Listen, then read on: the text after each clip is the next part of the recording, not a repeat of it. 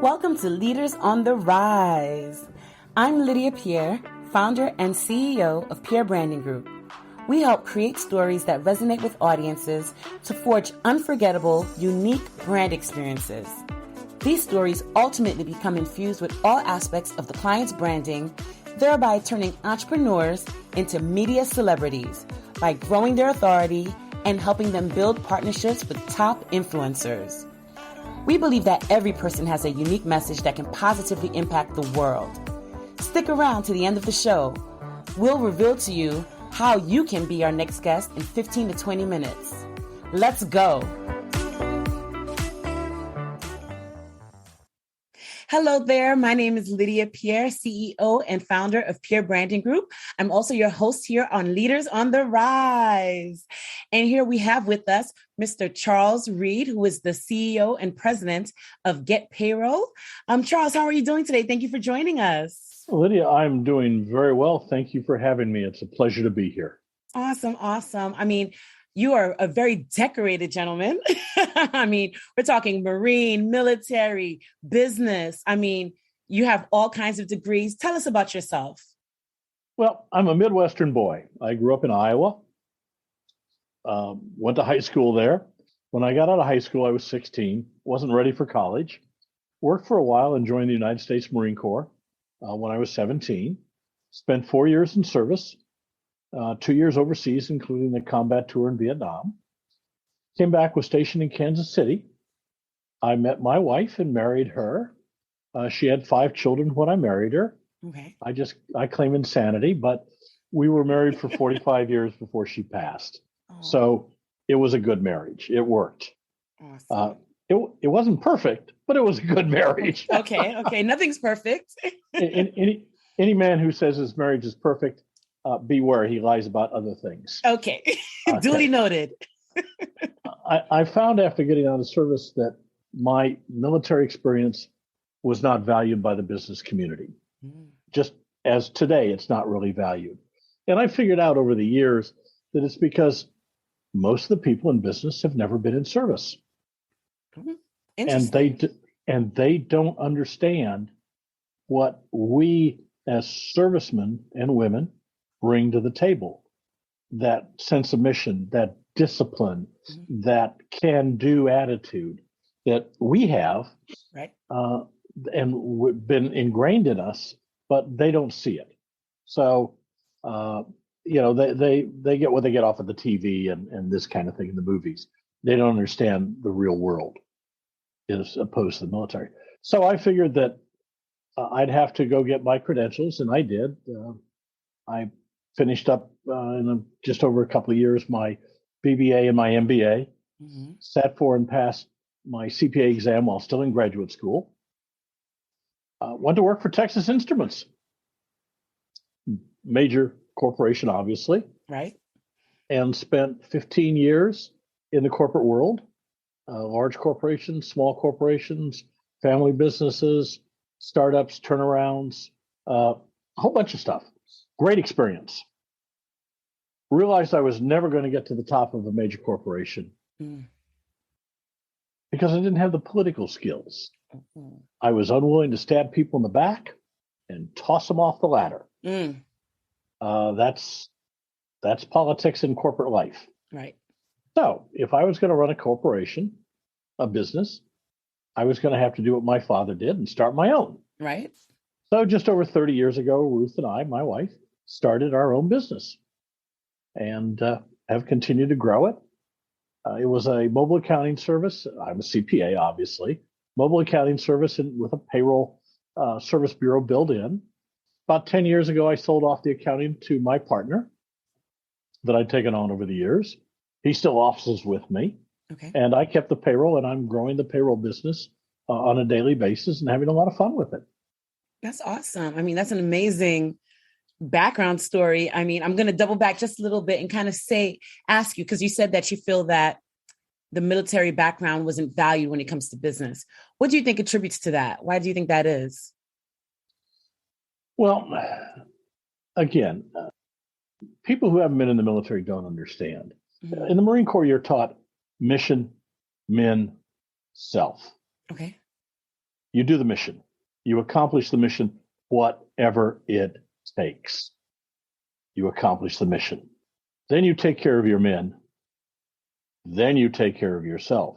You don't let your ego put yourself in front of your men or your mission. Right. That happens way too often in business. I've been a critic of American corporate management for at least 50 years. Now, in business, again, you accomplish the mission. For us, it's getting that payroll out and getting it out perfectly. Every time. In the payroll business, you can't be a day late or a dollar short. No. It just doesn't work. No, at all. and that's made me very jaded because I don't get that same kind of service from a lot of my vendors and people I deal with. They don't have the same urgency that we do in the payroll business. Right. So I complete the mission, then I take care of my men, whether that be my customers or my employees. They're both extremely valuable, and I bend over backwards for them. Right. Then, and only then, do I take care of myself.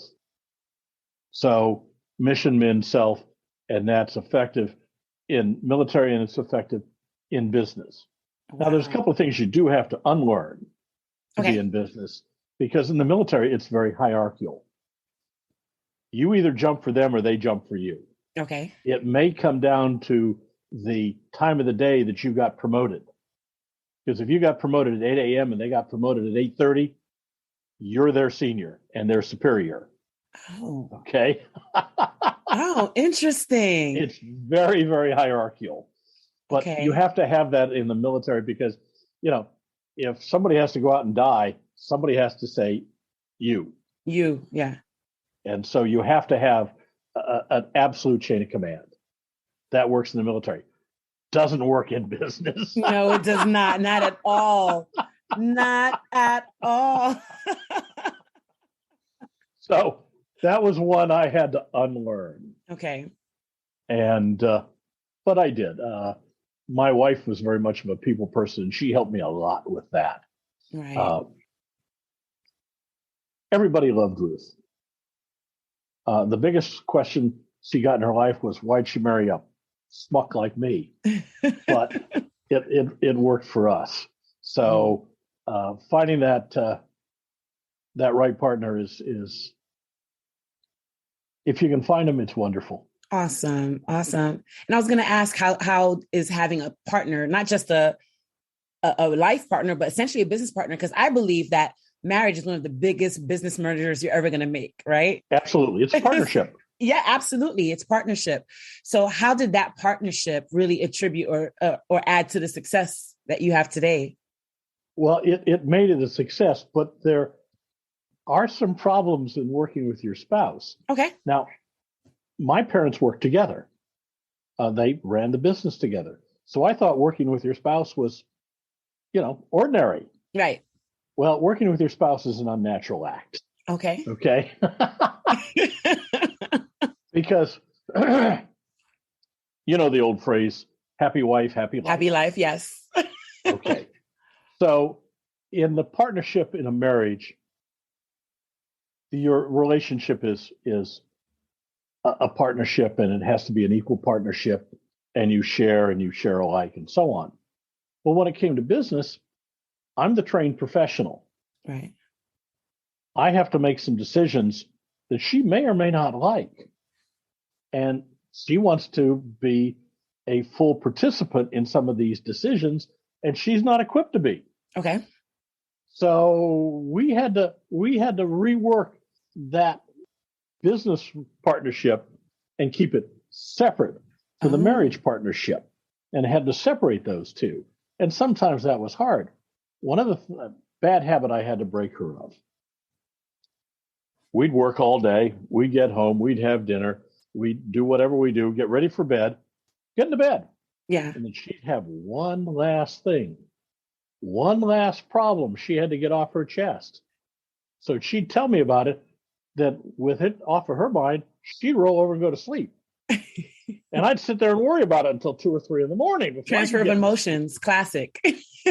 So, So we had to come to an arrangement that after dinner, no more business. That meant some very late dinners sometimes. Okay. But we held to that, and that's what allowed us to work together for a number of years before she retired. So, Awesome. yeah. So compartmentalization was very key, being able to compartmentalize and separate this from that and those different, like you said, those different roles that you play. Absolutely. And that's difficult to do, and it takes work. It's not natural because you have this partnership with your spouse. Now you're going to throw business that you're both into it, and it can't expand to handle it all. You've got to compartmentalize, as you say. Right. And I love that we're talking about this because now, in this world that we live in now, people see a lot of what they call power couples.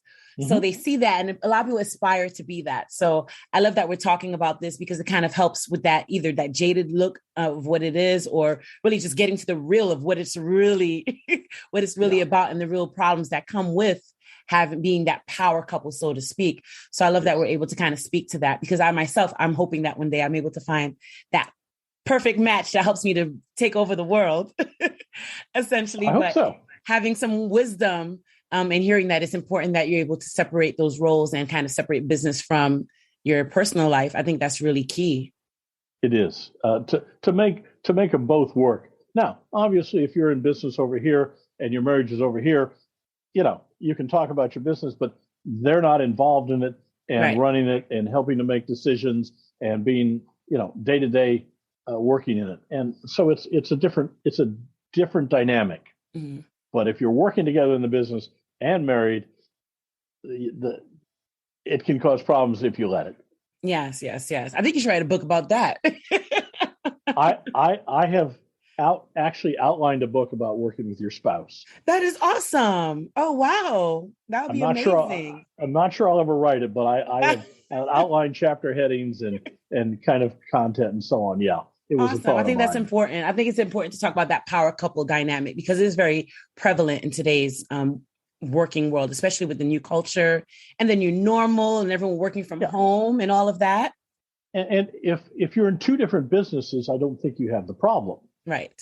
If you're a businessman and she's runs a nonprofit, I don't see the problems because you're not working in the same business in the same office with the same clients, viewing them differently. Right. But for those that work together, now it can work. My parents worked together my entire life. I mean, from when I recognized it until Dad passed 40 years later, they work together. So it can work. Right. Absolutely. It takes work. It takes work to work together. Absolutely. I mean, that's with anything. If you want it to work, you got to work it. Right. Very much so. So speaking of books, I know you have a book that you wrote about payroll. We would love to hear more about that book. I know you have it with you. I would love to see it. The Payroll book. The Payroll book. We wrote the book on payroll. We wrote the book on payroll. The subtitle is A Guide for Small Businesses and Startups. Okay. I've been in the payroll business for over 30 years. Mm-hmm. And I get asked questions all the time. And there was not a good reference manual for small businesses. The nearest thing to this is the payroll source from the American Payroll Association, and it's $600. Oh, wow. Exactly. So this is from Amazon at, I think it's $24.95 at the moment. The price goes up and down. So I sat down and said, let me put something together. Well, it took 2 years. There's a lot more to writing a book than I anticipated. Right. This is my book, but this one I used Wiley as the publisher. Okay. So we have a major publishing house, and they made it a much, much better book.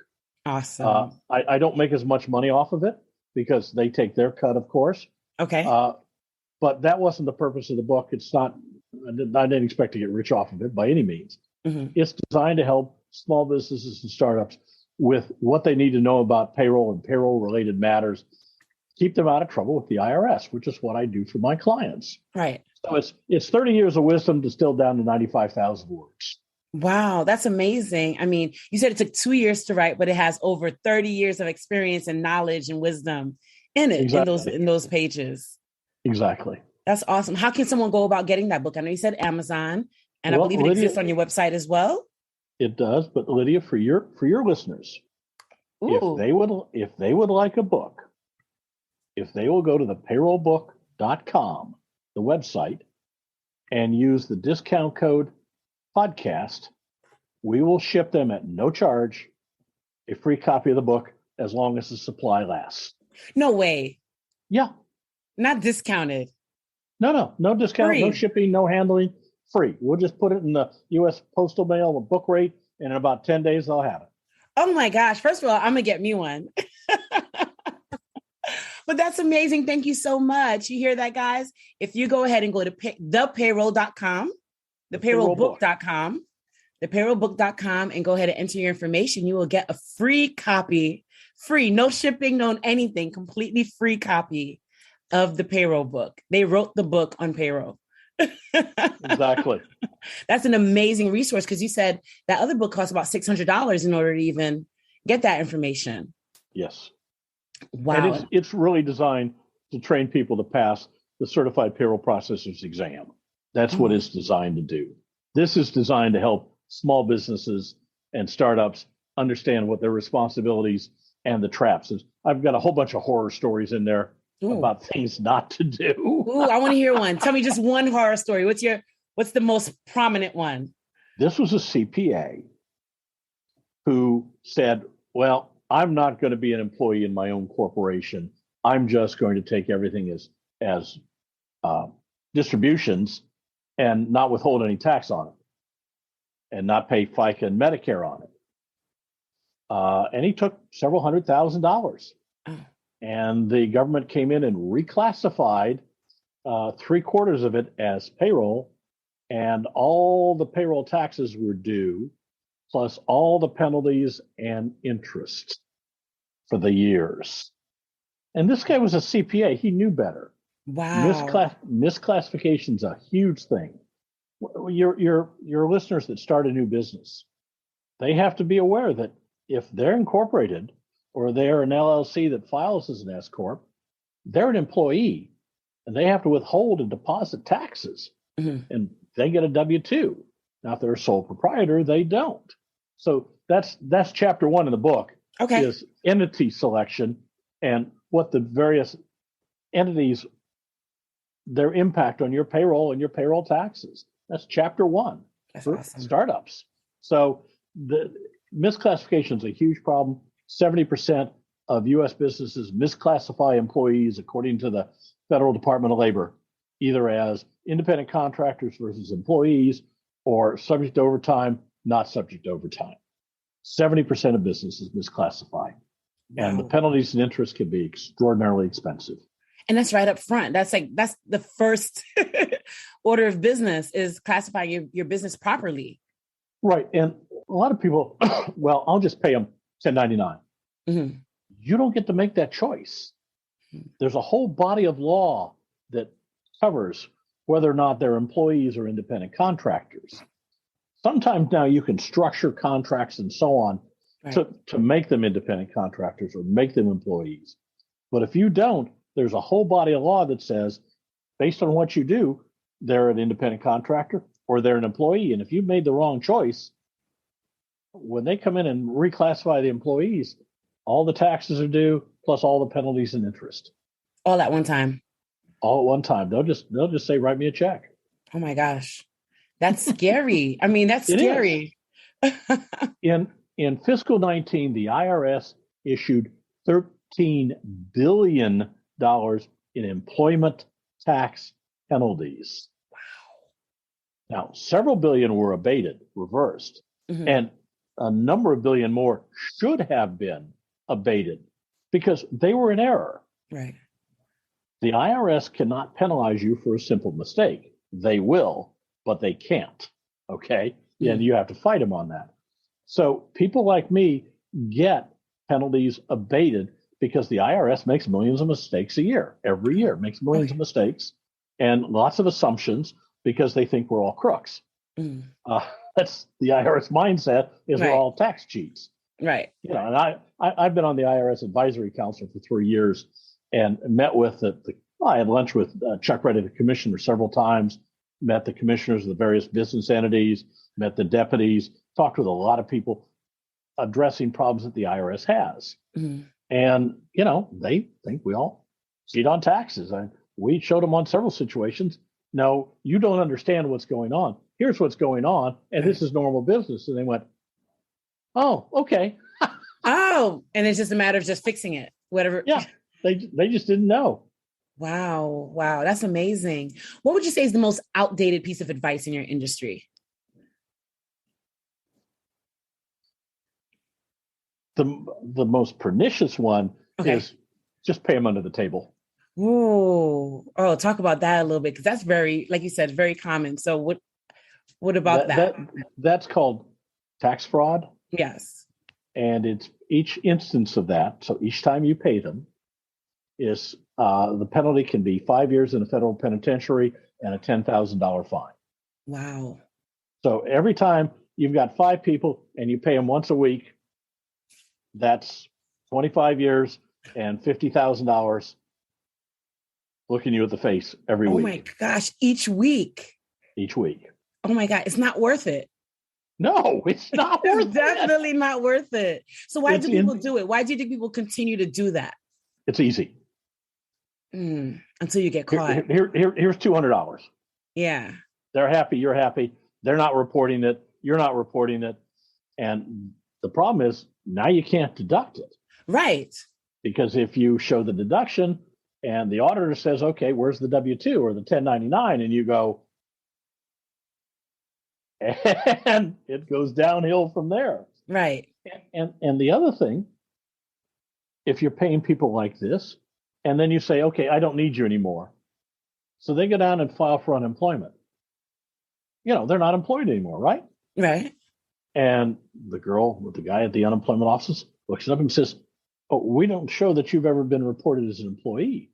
And the guy says, well, I work for Joe Blow over here at Joe Blow's auto mechanic shop. Uh-huh. Well, within 2 weeks, the auditor is going to be out at Joe Blow's office reviewing his documents. And it goes downhill from there. Right, so right. It takes just one dissatisfied or ex-employee to bring it all down on your ears. Wow. So if any of them get ticked at you, they just go down and report you and it's all over. Right. Wow. So why take that risk? There's no reason to take that risk, especially if you want to be successful and not have to look over your shoulder all the time, And the next biggest thing is, well, I can do payroll in-house. Mm-hmm. Yeah, you probably can. Right. And you get my book, I'll show you how to do it. Mm-hmm. And you're going to spend hours every week working on payroll instead of on your business. Right. And for a pittance, we'll do it all for you. Guarantee it's all right. Take care of all the deposits, all the filings. You'll never miss a filing. You'll never miss a deposit. You'll never miss a report. And we'll give you all the details of everything. And you'll take that amount of time that you wasted on payroll and put it on your core business. I don't make my own clothes. Right. I don't work on my own car. I don't mow my own lawn anymore. The time I would spend mowing the lawn, I can come in and do tax returns, make enough money to pay the lawn guy and put money in my pocket. So why would I mow my lawn? It's work. Okay. So if you have time to work on your business and improve your business and grow your business, how valuable is that time? Yeah. And when you look at what it costs to do payroll in terms of the time that you would spend on it, it becomes a non-issue. Outsourcing payroll becomes one of the simplest things in the world. Absolutely. Why would you not? It's Absolutely. It's relatively inexpensive and you've got experts. Mm-hmm. So when Sally tells you, well, you got to do this with my payroll, Charles, do I have to do this? No, you don't have to do that. And I had a client who wanted to pay these people training wage. And I said, no, that's if they're 19 or under and in the first 30 days of work. The fact that you bring them in for training every year, you don't get to pay them a training wage.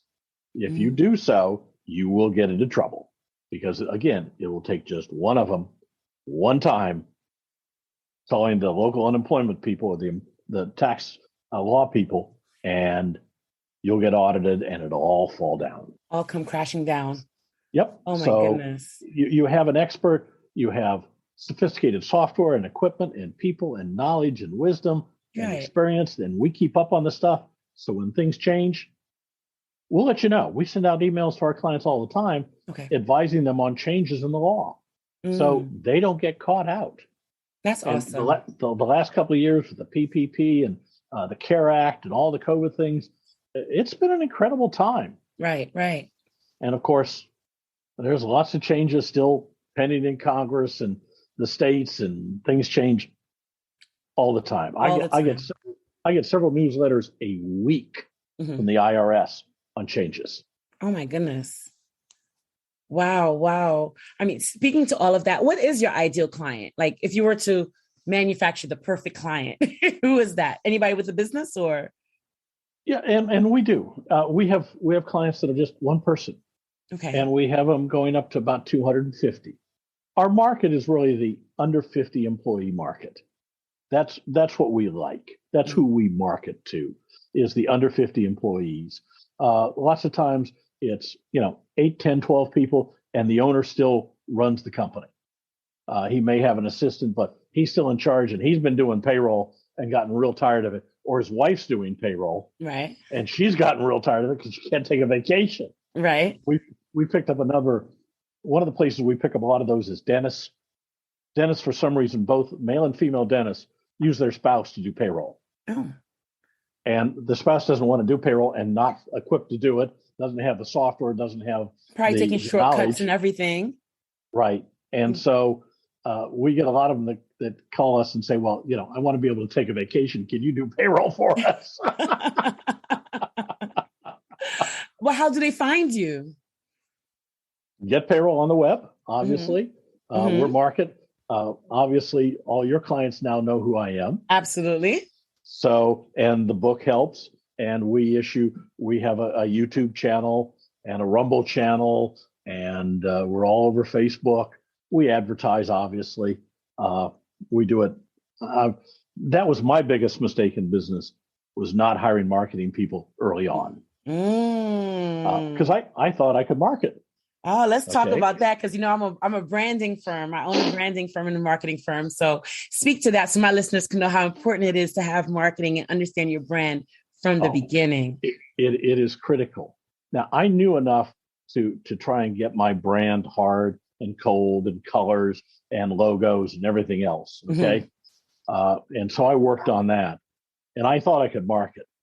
And then I'd gotten bigger, and I finally hired somebody in for marketing. Right. And within 2 weeks, I realized I couldn't market my way out of a paper bag. Okay. And the thing that has kept me from being the size I want to be is I didn't bring in marketing expertise when I should have, which was really, not day one, but someplace before day 100. Okay? Right. And preferably day one, to help with the branding and with the concept and with all those things that make you look like a real business rather than a startup. Right. And it's more than just the look, as well as it's also about understanding your position in the market, understanding what your clientele is, what they look like, what makes you different and stand out from other payroll companies, things like that. So it's so much more than just the look of the brand. And what niche you're going to go after, and what your unique selling proposition is, and how to market that effectively to the niche you're going after. Absolutely. These are things I all learned later. and that was my biggest mistake, is that was one hat that I should have taken off and put on somebody else much, much earlier. Awesome. You hear that, audience? So if you guys are looking for marketing, get a professional to help you with that before day 100. If not day one, before day 100, so that you could be positioned for success from the beginning. Yeah. And Lydia, did I get all that right for you? Yes, you did. Thank you so much. I'll send you your check under the table. Look. Yeah, right. Checks in the mail. I've heard that one before. No. That'll be under the table, off the books. Yeah, right. Just like I've been warning against. So no, it's critical and it's important to business. And it's one of those things that I put off and a lot of my clients put off because they don't understand how important it is. Mm-hmm. And that was my biggest mistake of all. Well, I'm glad that you're able to rectify that. And because I see all the great things you're doing. I see you're doing a lot of interviews. You really get positioning yourself as a thought leader, which is a big piece of marketing yourself and branding and positioning yourself. So kudos to you for doing that. I mean, everything from your book to you doing these speaking engagements, all of that positions you as an expert and as a thought leader. So very, very happy to be able to have someone with that much knowledge and wisdom in the industry and willing to share that for free. Remember, everyone, you can get the book. He's giving it out for free. I mean, it's over years and years and years of wisdom packed in those pages, and he's giving it for free for anyone who's listening to this podcast. So be sure to visit payrollbook.com. Thepayrollbook.com. Thepayrollbook.com. Enter the discount code podcast along with your information. And as long as the supply lasts, we'll ship out a free book. That is amazing. Thank you so much for being willing to do that for the audience. Thank you so much for joining us and for giving us your knowledge and pouring into us. And I'm definitely going to get the book because I want to make sure I'm on the up and up.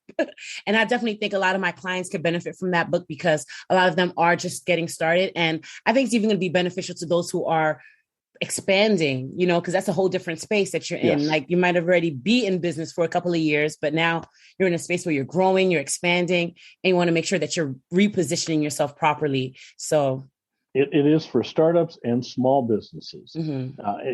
If you're GM, you've got a whole staff that does this. Right. But if you're a 5, 10, 15, 20 person firm, you're probably doing it yourself and you don't know what you don't know. And that's what this tries to correct. Awesome. So for someone who's listening, who says, you know what, I like what I'm hearing.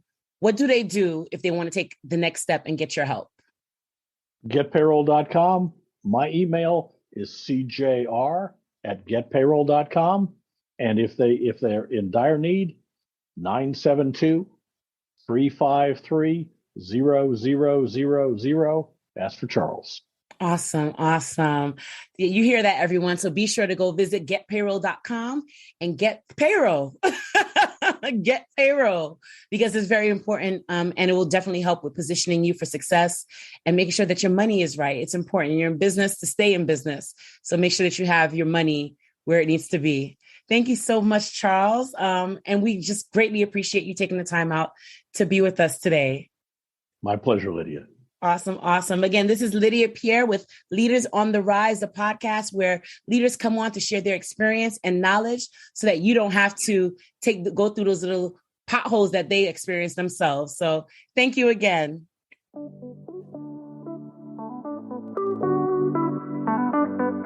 Lydia here. Thank you so much for listening to Leaders on the Rise. If you are a successful CEO, founder, C-suite executive, decision maker, successful business leader, or an influential entrepreneur who would like to be on this podcast, please visit pierrebrandinggroup.com/podcast to apply. If you got something out of this interview you would like to share on social media, just do a quick screenshot with your phone and text it to a friend or post it on the socials. If you know someone that would be a great guest, tag them on social media to let them know about the show and include the hashtag Leaders on the Rise. I love seeing your posts and guest suggestions. We are regularly putting out new episodes and content. To make sure you don't miss any episodes, go ahead and subscribe. Your thumbs up, ratings, and reviews go a long way to help promote the show, and they mean so much to me and my team. Want to know more? Go to our website, pierrebrandinggroup.com, or follow me on LinkedIn and Instagram at Lydia Pierre_. Thanks for listening. We will see you next time.